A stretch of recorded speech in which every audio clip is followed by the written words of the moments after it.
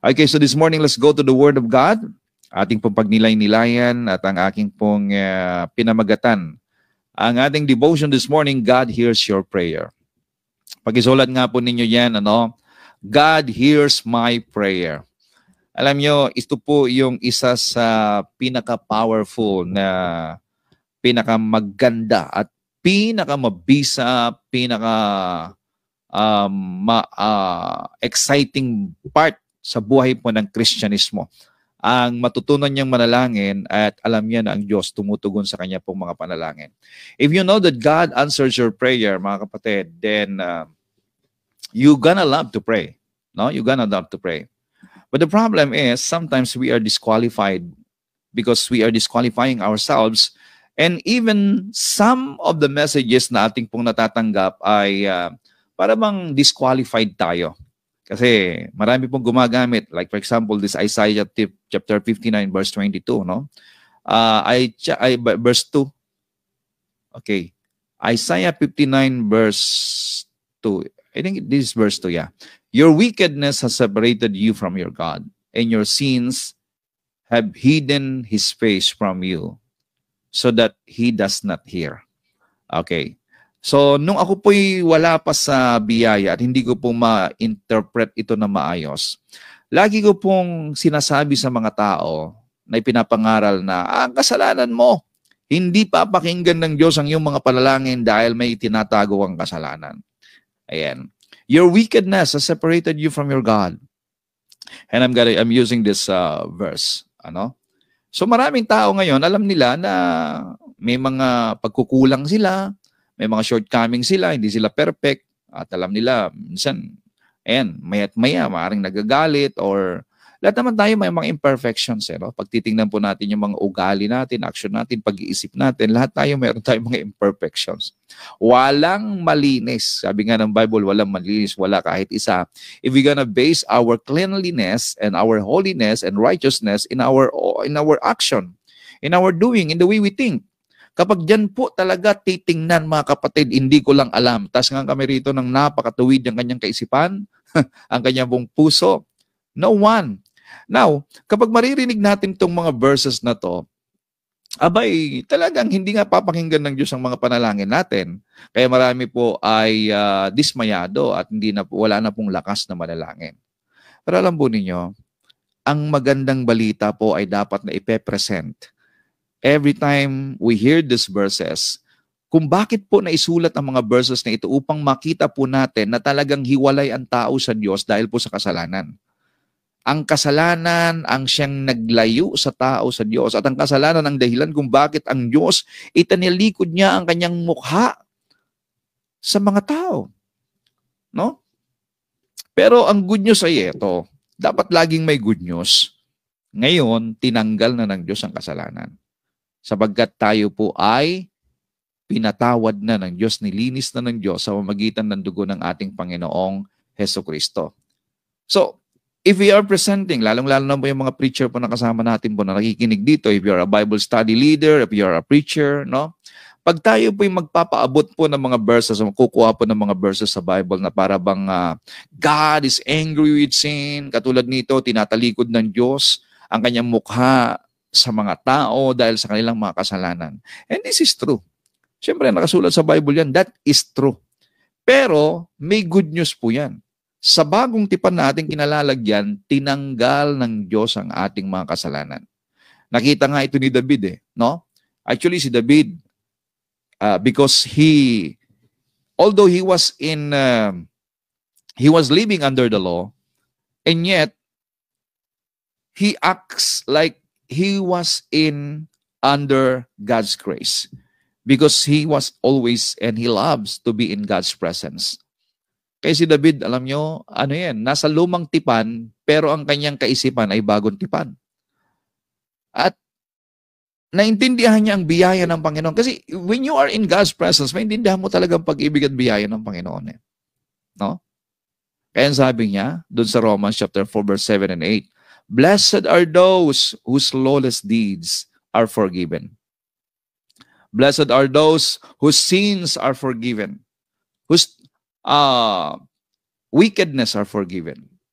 and whose sins are covered. Blessed is the man to whom the Lord shall not impute sin. O, see? Yun po yung nakita po ni David. Pinagpala sila. Sino po yung mga nakita niya na hindi na ibinibilang ng Diyos ang kasalanan sa kanila? They're no longer imputing sin. God is no longer imputing sin to people. Tayo po yun. Yung panahon na dumating ang Panginoong Jesucristo at binayaran ang ating mga kasalanan. Kasi ang kasalanan po natin, mga kapatid, hindi lamang po pinatawad. Tinanggal ng Diyos yan.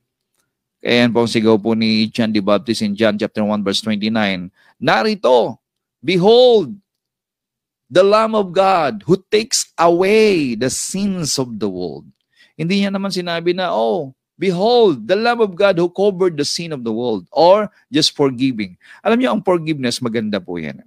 Forgiveness. Ibig sabihin po ay, pag sinabing forgiveness, hindi ipinataw ng Diyos ang parusa ng kasalanan sa iyo. Right? Kaya yung forgiveness, napakaganda eh.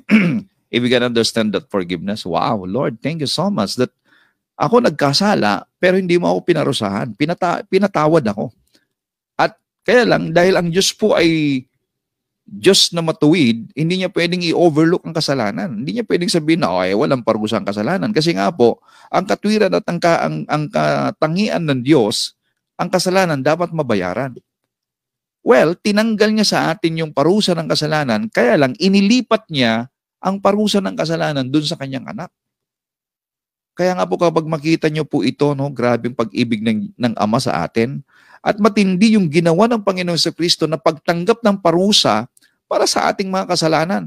The payment and the punishment of our sin has been taken from us, and God the Father loaded it, transferred it into His Son.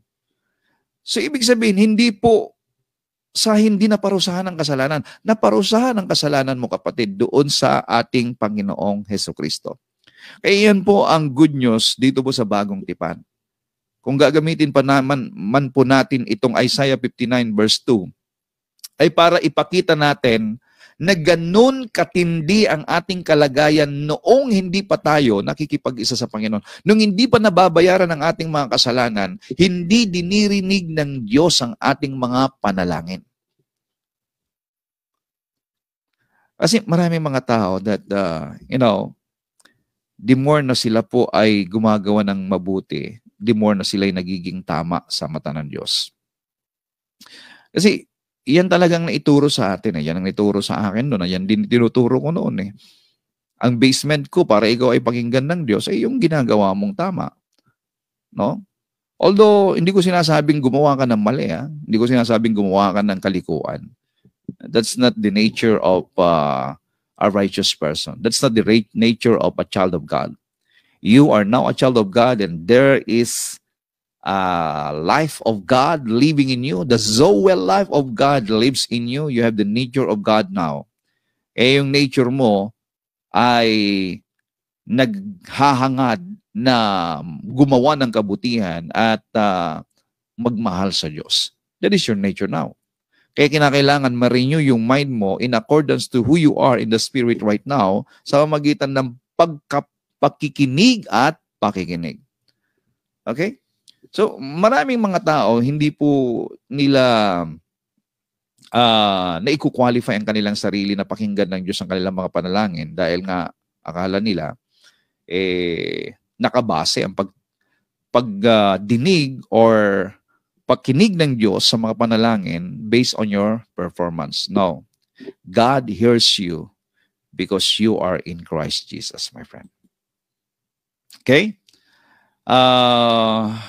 Gusto ng Diyos na maintindihan po natin without doubt na walang pag-aalinlangan sa panahon natin ngayon na you can now freely come into the throne of grace in this,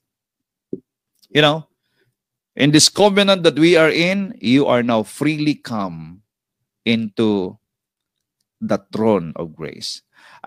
One of my favorite verse, although ang life verse ko is Romans 1:16. I am not ashamed of the gospel. because it is the power of God for the salvation of everyone who believes. Pero ang isa rin sa favorite verse ko, mga kapatid, ay itong Hebrews chapter 4 verse 16. No? That you can now come into the throne of God's grace. Into the throne of grace. Come with boldness into the throne of grace. I love that.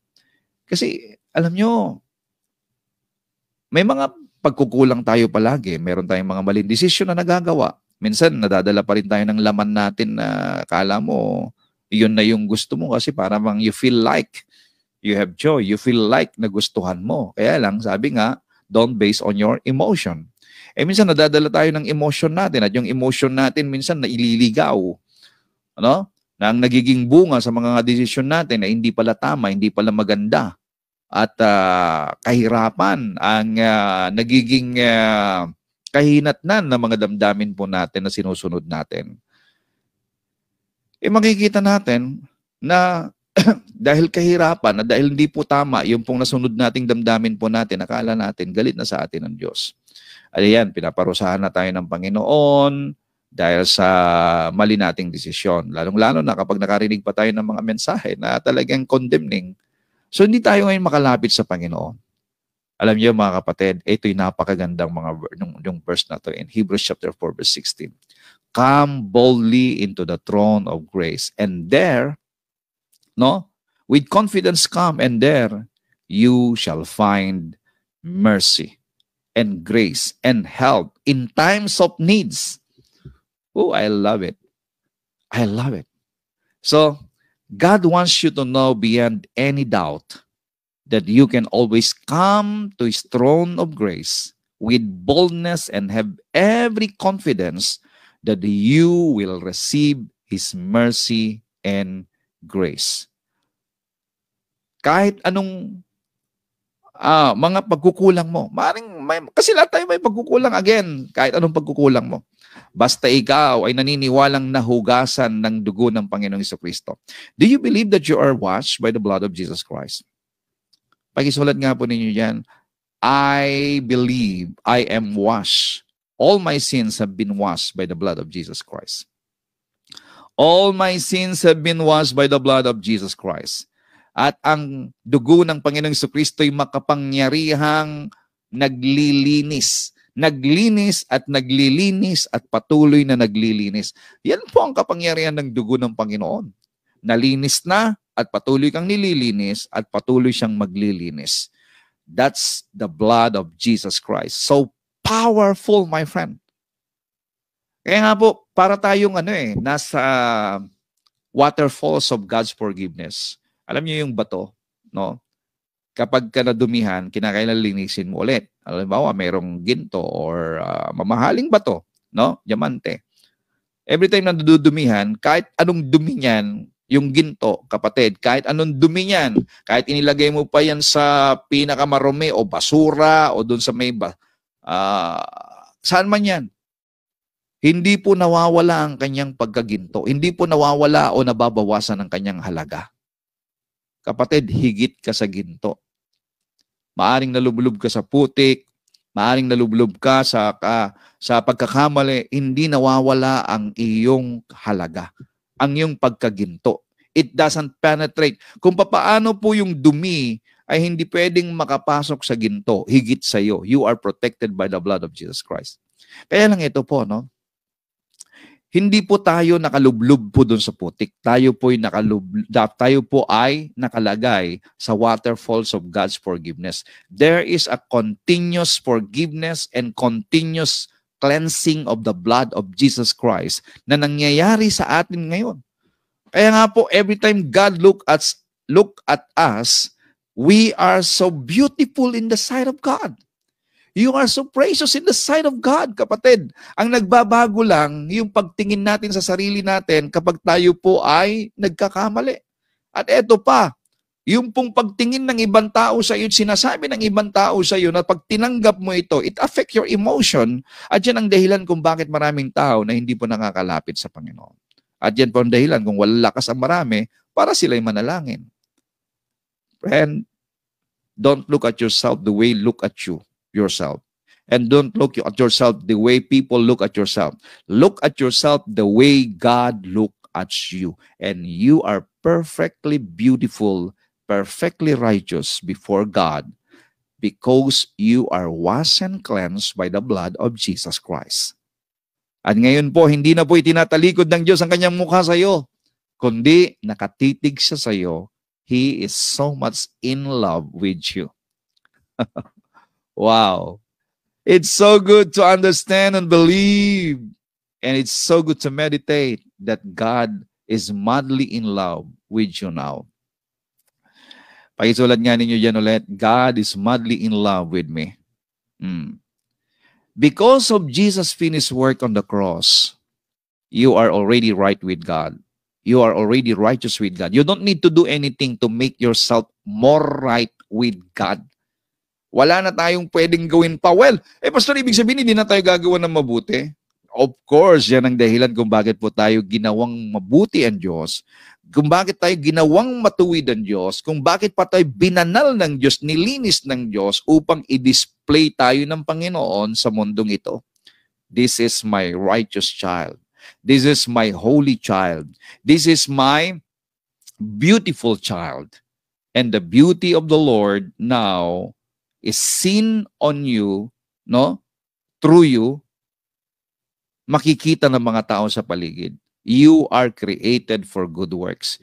You are made for good works. God made you righteous so that you can have that power to reveal the righteousness of God dito sa mundong ito. Ang akin pong sinasabi ito, hindi ka gumagawa ng matuwid para kalugdan ng Panginoon. Gumagawa ka ng matuwid kasi nga po, ikaw ay ginawa ng Diyos na matuwid. At yung ginagawa mong katwiran ngayon, sa lahat ng bagay na ginagawa nating kabutihan ngayon, not to impress God. We're not going to impress God. God made us righteous. We are doing these things righteously. Lahat ng bagay na mabubuti ginagawa natin para makita ng mga tao sa paligid natin yung pong katwiran ng Diyos sa ating buhay at sambahin nila ang Ama. Ang Diyos na ating sinasamba. Ang Diyos na nagbigay ng buhay po sa atin. So, mga kapatid, ang pagsamba natin sa Panginoon ay hindi po yung ipine-present natin yung good works natin. Ang pagsamba natin sa Diyos ay ang pagkilala natin that by the finished work of Jesus Christ, we are already cleansed. Yun ang sentro. Alisin po natin sa isipan po natin yung pong religious mindset na, Lord, tingnan mo naman, parang yung panalangin ng mga Pariseo. Alam niyo yung panalangin ng mga Pariseo tsaka yung Samaritano. Ay, galit na galit si Lord. Sabi, yung manalangin na Samaritano, na Pariseo, sabi niya, Lord, ako po'y nag-aayono 2 ulit sa 1 linggo at ako po ay nagbibigay ng aking ikapo. At ako'y gumagawa ng matuwid. So, lumapit siya sa Panginoon, ang ipine-present niya, yung kanyang mga gawa. Lamang yun ang dahilan kung bakit accepted siya ni Lord at kung bakit nalulugod ang Diyos sa kanya. Mga kapatid, ang kinalulugdan ng Diyos ay yung pong taong katulad ng Samaritano na wala siyang magagawa. They are poor. He is poor in the spirit. Ibig sabihin, he depends on God. Kaya lang, siyempre, ang panalangin natin, hindi na po katulad nung Samaritano na yung kasalanan niya, hindi niya maiharap ang kanyang mukha sa Diyos, kanya pong binubugbog ang kanyang dibdib, nangyari yun sa atin ng minsan lang. Na inamin natin na tayo makasalanan at hindi natin kayang iligtas ang ating sarili, and that's one time. But now that we are cleansed, praise God, every time we come to God now, we are recognizing, Lord, thank you. You make me righteous. You make me holy. You cleanse me, and through the blood of Jesus Christ, I am now cleansed. Alam nyo, ang sarap sa pandinig ng Diyos kapag yan po ang lagi nating ipinapaabot ngayon. Kaya nga po, you can come boldly into God's throne of grace right now, and God hears your prayer. Hallelujah. Praise God. In fact, by faith in Jesus, yung pong pananampalataya natin sa Panginoon si Kristo, we received the righteousness of God Himself. Kaya nga po yung katwiran natin ay katwiran ng Diyos. Ibig sabihin, you have the same. We have the same righteousness as with God. Because the very nature that we receive is the nature of God. Tingnan nyo yan. Ang righteousness natin in the spirit, we're not talking in the flesh. We're talking in the spirit that you have the same righteousness with God. Kasi binigay niya nga yung katwiran niya sa atin. Binigay niya si Kristo sa atin bilang katwiran natin. Kapatid, we have the same righteousness with Christ Jesus.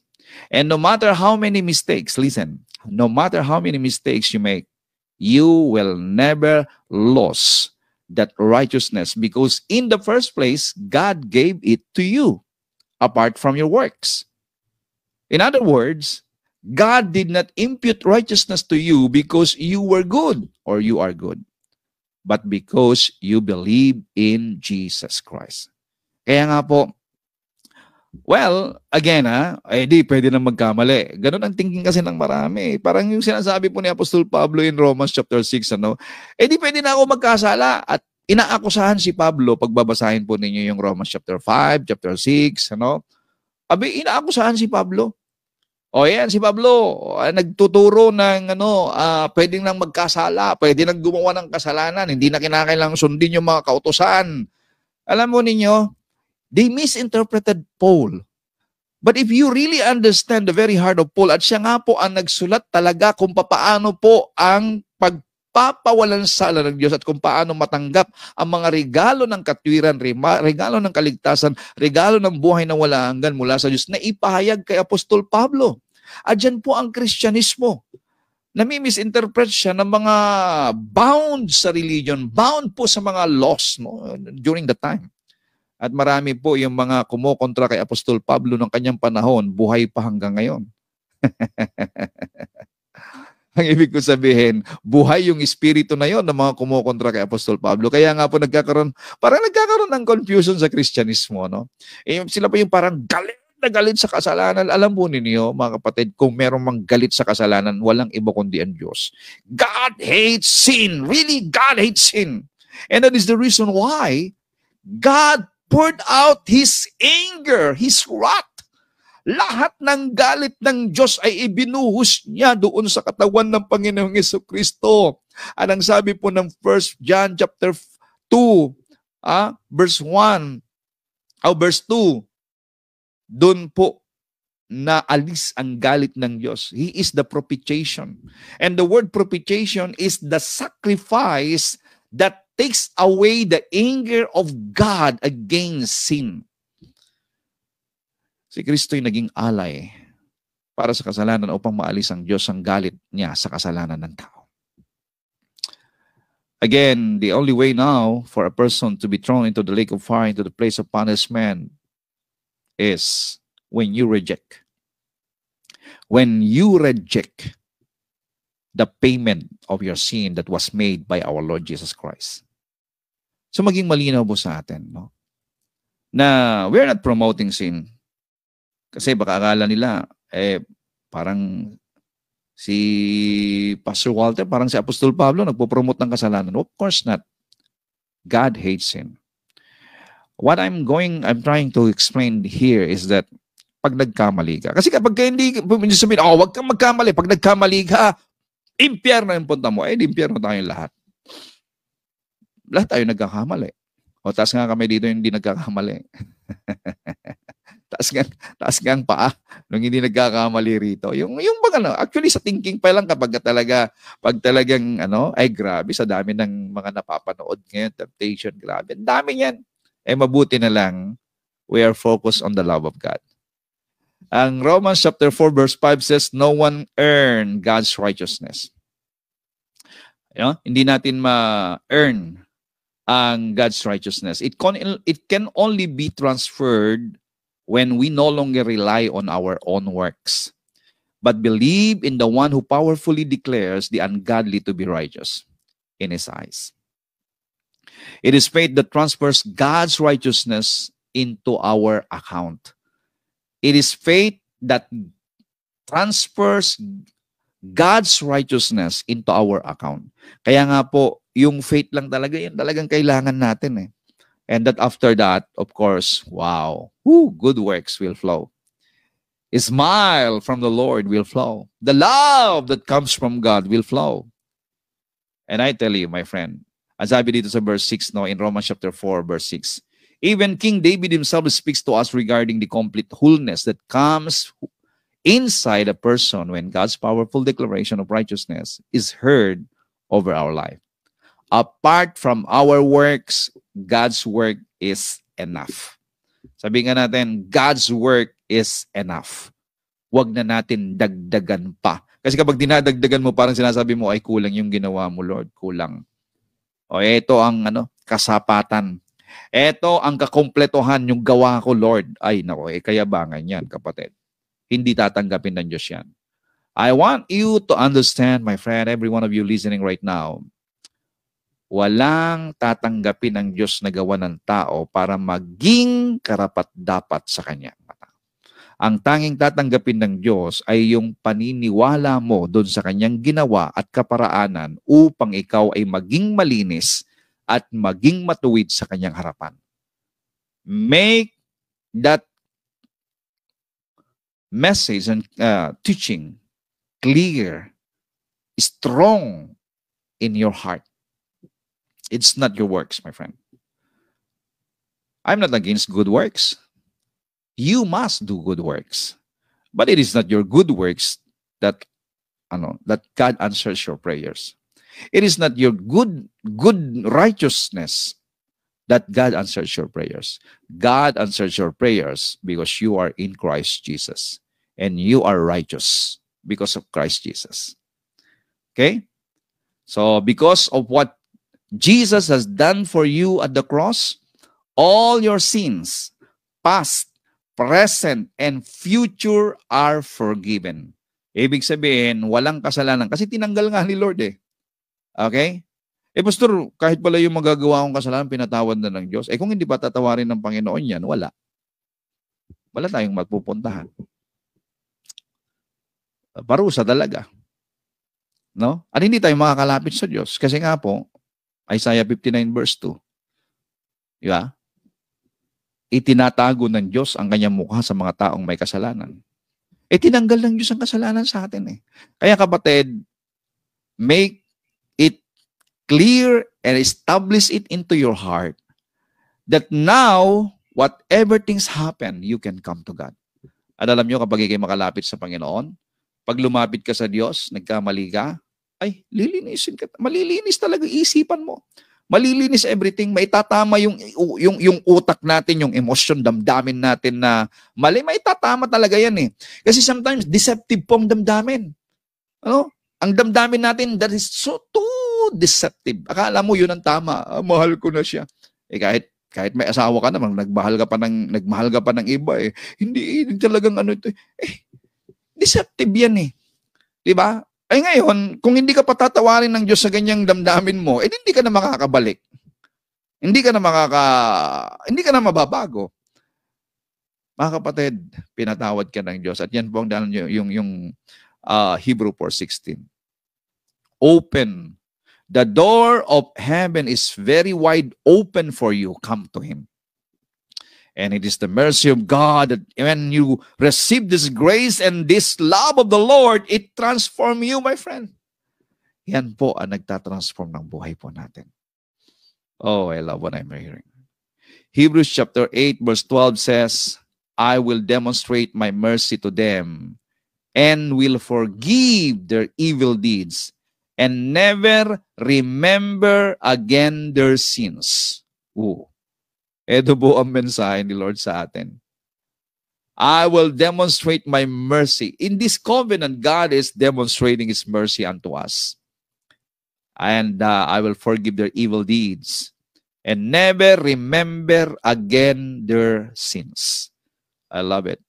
Do you love that word? That the Lord never remember your sins again? Or in other words, I will remember your sins no more. Oh, pakisulat nga po ninyo dyan, God, remember my sins no more. Come on. God, remember my sins no more. Are you rejoicing for that wonderful truth? Hebrews 10:17 or Hebrews 8:12, actually nagkaroon po ng emphasis diyan, inulit-ulit po na sinabi yan. And because of that, kapatid, wow, you can come to God with boldness and confidence and believe that God hears your prayer. My friend, because Jesus has been punished for your sins, today, God is not counting your sin against you. This means that your sins won't stop Him from hearing and responding to your prayers. Pag nagkamali ka, hindi ibig sabihin na hindi ka napapakinggan ng Diyos. Hindi ibig sabihin na tinalikod na niya ang kanyang mukha. Anak ka niya eh. Anak ka niya. Anak ka niya, kapatid. So you can always run into His presence, my friend. Knowing that you can boldly stand in and enjoy His presence in His love. Kahapon po ay nandun ako sa Bible school. At pag-uwi ko, ay merong drama dun sa na radyo na napapakinggan ko habang ko yung nagda-drive pa uwi. Yung anak, na in love. Alam niyo kapag na in love ang mga bata ngayon, hindi sila nakikinig sa magulang. Pag na in love, yung damdamin nila talaga, grabe yan. Kahit yan, mali, nabulag. Kaya nga, alam mo, kapag ka na-in-love talaga, minsan nabubulag ka, kahit mali na, kahit patibong na ngayon. Kahit nga minsan, bangin na. Pag sinabi nung mahal mo, tumalon ka, sasagipin kita. Yun. Kasi nga, pag na-in-love ka, ayan, akay-akay ka talaga. Yung lalaki po, yung anak, ay na-in-love. Sinasabihan ng nanay na, alam mo anak, yung babaeng yan, balita dito. At yung nanay niya mismo nagsabi na, yan, iba-iba ka relasyon, ganyan-ganyan. Mapapahamak ka dyan. Alam niyo, nagalit yung tao, yung lalaki doon sa nanay niya. Pinagwikaan niya, sinisiraan mo, ganyan-ganyan. Naglayas yung lalaki. Naglayas. Alam niyo, nagpe-pray yung nanay. Hanggang sa isang araw po, talagang grabe na, in love na, ilang buwan nang wala. Ilang buwan nang wala. 3 buwan na wala yung lalaki. At doon siya sa kanyang alam nyo, nung naipakita, napatunayan nung bata na abay, ang dami palang boyfriend. Ang dami. Tapos kinakasama pa pala yung yung babae. Tapos tinawagan ngayon ng nanay, alam mo anak, kapag kailangan mong umuwi, kailangan mo ang nanay mo nandito lang. Alam mo, ibig ko sabihin dito, ang magulang talaga, kahit na isa'y itinakwil na ng anak, kahit gumawa ng masama, tinatanggap pa rin. And then, nag-reflect sa akin yung pag-ibig ng Diyos sa atin. Kahit minsan di na tayo nakikinig sa Diyos. Kapatid, dahil anak ka na nga niya eh. Anak ka nga ng Diyos eh. Alam niyo yun, you are now belong to God's family. God is welcoming you. Katulad po yan yung prodigal son.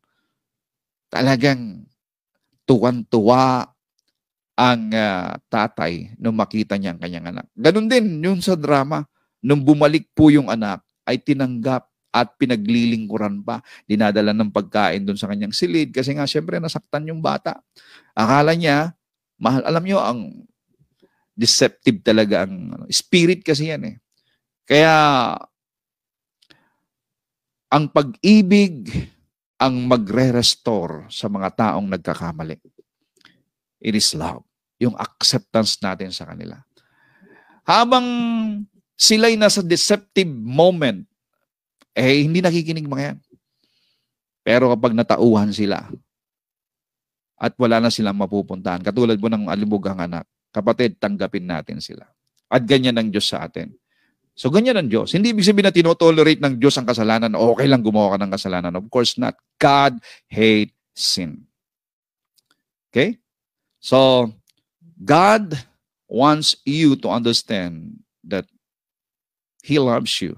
And even in your mistakes, mga pagkakamali, pagkukulang, nakikinig ang Diyos sa iyo. When you know this truth, my friend, it is going to set you free in your relationship with God. You can talk to Him without fear or any sense of condemnation. You can practice His presence and trust that He always hears you. You pray and God hears you, my friend. Why? Because you are righteous in Christ and God hears your prayers, all because of Jesus Christ. Can you write it down? God hears my prayers, all because of Jesus Christ. So because of the finished work of Jesus Christ on the cross, you are already right with God. And when you pray, God hears you. When you pray, God hears you. God hears your prayer, my friend. So love the moment that you are praying. Thank you, Lord. Father, thank you for the message today. Maraming salamat, Panginoon, na binigyan mo kami ng kaunawaan that you hears our prayer. Yes, nagkukulang kami. Minsan may nagkakamali kami. Minsan sinusunod namin yung gusto namin. Pero salamat, Panginoon, that you are hearing our prayers because of the finished work of Jesus Christ on the cross. I bless everyone hearing, Father God, this morning. And let them understand the wonderful truth, Lord God. At ang katotohanang mahal mo kami sa kabila ng aming pagkukulang ay magbubukas sa aming isipan na walang ibang pinakamagandang lugar kundi sa iyong presensya, sa iyong tahanan. Katulad ng alibughang anak nung siya'y nakabalik, ayaw na niyang umalis sa kanyang tatay. Ama, salamat po.